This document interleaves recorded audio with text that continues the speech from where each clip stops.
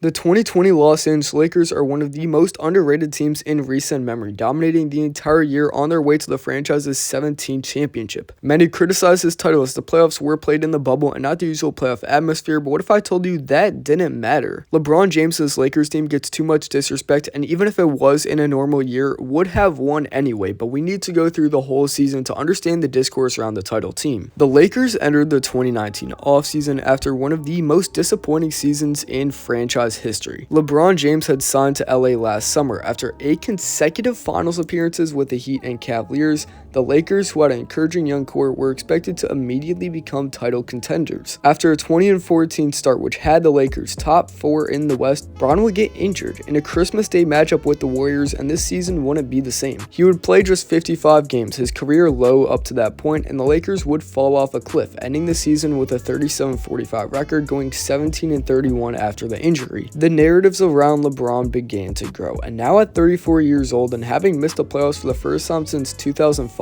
his second season, critics questioned if he was nearing the end of his career. Moving to LA more as a business decision, he was in the production of a Space Jam movie, but newly promoted executive Ron Palenka would shut those accusations down.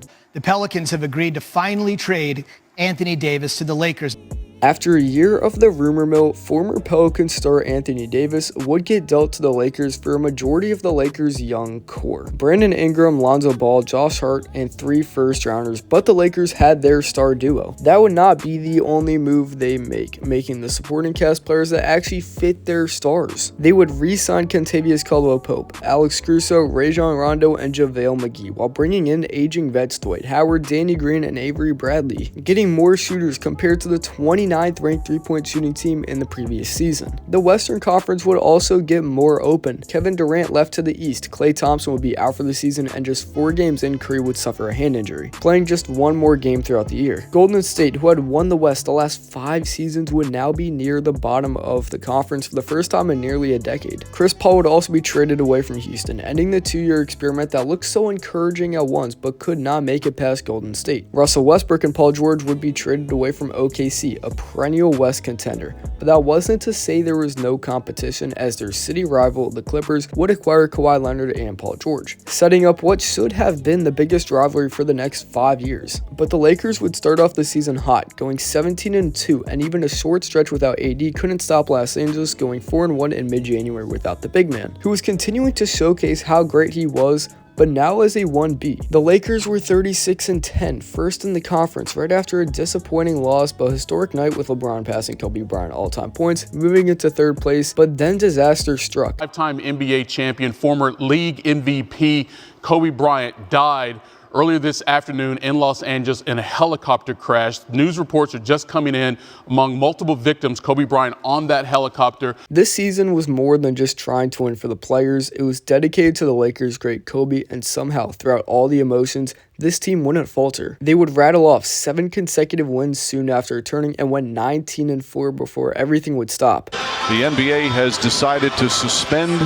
game play following the conclusion of tonight's games. Now, during the hiatus of the suspension, they'll figure out and try to determine what the next steps will be. The NBA will resume the season at Disney World in Orlando, Florida.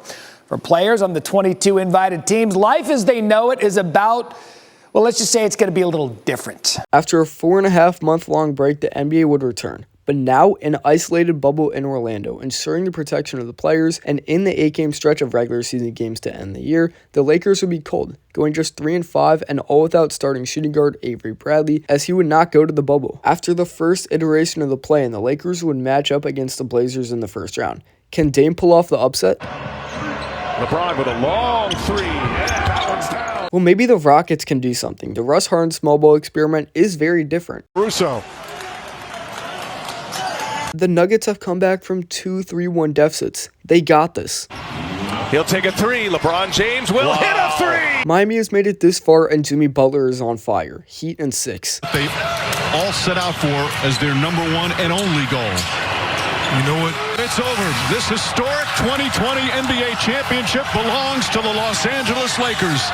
The Lakers conquer the bubble, and banner number 17 will soon hang in the rafters. A 4th title for LeBron, which creates a stronger GOAT argument. First title for Anthony Davis, and aging greats who were well past their prime like Dwight Howard and Rajon Rondo getting a title, or in Rondo's case his second, and the Lakers tied Boston with 17 championships. I am sure everyone will be talking about this great run and praising the Lakers.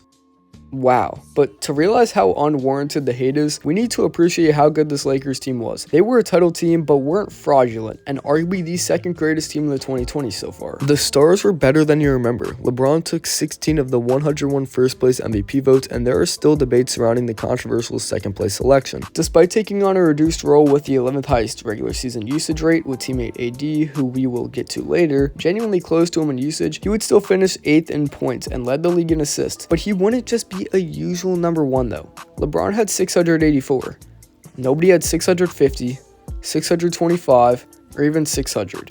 The second place was 114 assists lower, and since 2009, that was the second largest gap in assists to that point. The gap between Ricky Rubio in second and Devin Booker at 11th was the same as Bron and Rubio. Co-star Anthony Davis had a great regular season. AD would finish 6th in MVP voting and make his 4th All-NBA first team, as he averaged 26.1 points but was an all-around scorer. Davis made 308 of his 419 shots in the restricted area, ranking top 10 in field goals made. He's also a beast in the post, ranking top 5 in post-up points per game, and shot 33% from 3 and made over 1 a game, the highest of his career. The Brow also had the best defensive season of his career, with the Lakers finishing with the 3rd best defensive rating after ranking outside of the top 10 last year. He would also finish with over 2 blocks a game for the 7th consecutive season, finishing in the top 3 in blocks and 2nd in DPOY voting, the highest he has ever got, and made his 2nd all-defensive first team at the time. Now the duo of those two were unstoppable. Davis helps LeBron defensively, who took a big jump after a rough 2019 defensive year, and AD was very efficient as a roll man, but more impressively, the LeBron-Davis duo led the league in assists from one player. Second place was Damian Lillard and Hassan Whiteside at 132.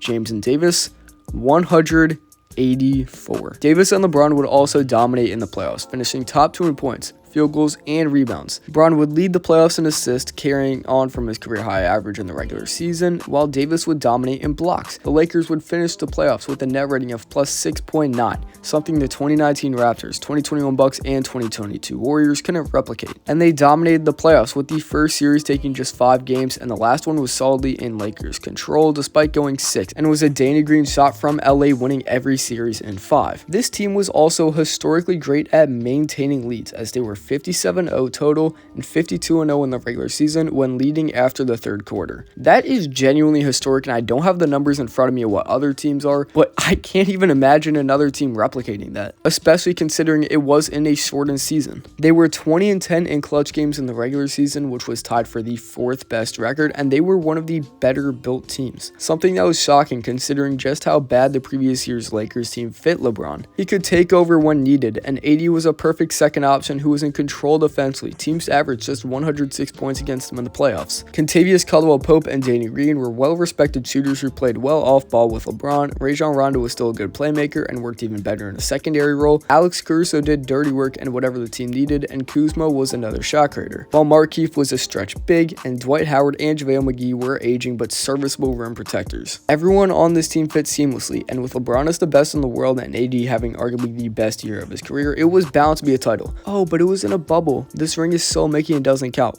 What does that matter? Every team had the same situation. 22 teams were invited, 16 teams made the playoffs, and they all had the same conditions. If the conditions were the same, why does it matter? Does the 2021 ring get an asterisk because the crowds weren't normal all year? Why don't we hear anyone talking about that? Because it isn't LeBron and the Lakers. It was different. It wasn't the normal season, but they won what was needed to win a championship. They dominated the entire season and even won in a neutral court setting instead of the home court advantage they would have had. LeBron and AD were different that year, and the supporting cast around them fit amazingly, but instead of supporting the great story, LA coming back from missing the playoffs and winning the title for Kobe, we focus on what is different, despite every team going through the same conditions in the bubble. We need to give the 2020 Lakers their respect as a top 3 team this decade. If you made it this far into the video, thank you so much. We're trying to hit 1,000 subscribers soon, and we're actually not that far away, so thank you so much for all the success. And if any of you could subscribe, that would mean a ton. We're pretty close. And on the screen right now should be a video about ranking the top 100 players currently, so go check that out if you're interested.